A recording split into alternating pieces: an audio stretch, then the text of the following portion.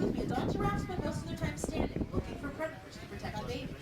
Babies, though, she actually might be standing up on the side of the road, hard to tell. But babies will spend a lot of time lying down. They have about a 75% mortality rate the first year because of predators. So a lot of times the babies will lay down and look little tiny and blend in as best they can, so the predators can't find them. Once they're adults, they spend most of their time standing up, looking around, controlling smaller animals near them because the giraffe makes your best look like talent.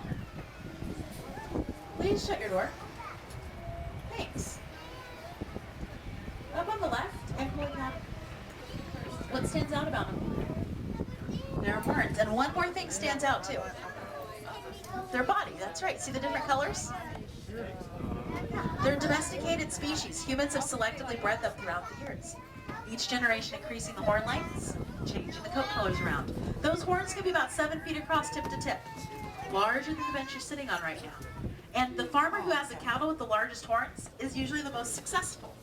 It's kind of like people here today sometimes judge people based on the size of the vehicles they drive.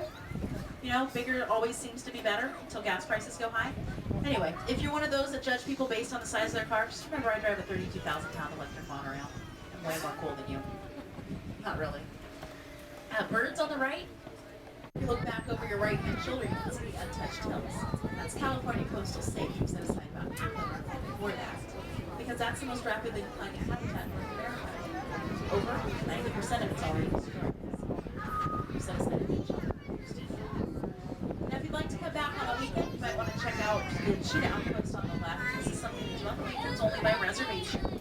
They bring the cheetah out and they let it run between about 0 and 60 miles an hour in just a few seconds. Cheetah can go up to 70 miles an hour, but ours in captivity, they're very well fed. So I don't think they get quite that fast, but it's still very, very impressive. Fastest land mammal. They bring out the peregrine falcon, the fastest bird. She's about 6 years old.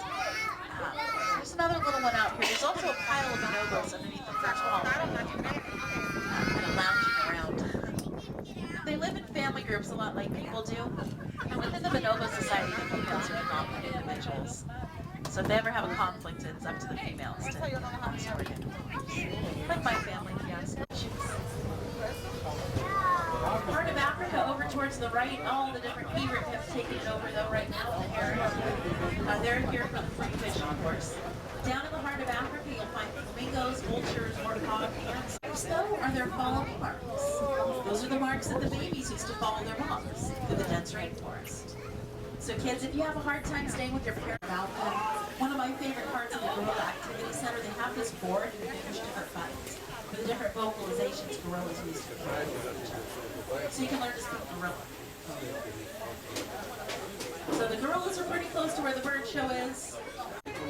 I'll give it. I didn't give it. And here's Melvin, very underneath. So babies are born blonde like Bob, but then when they're anywhere between, it's like 6 months in age and a year and a half in age, they turn black and dad starts taking care of them. And then females would go back to blonde. Sexual dimorphism, you know, females blend in nicely to the green, the males blend in nicely to the shadows, and they have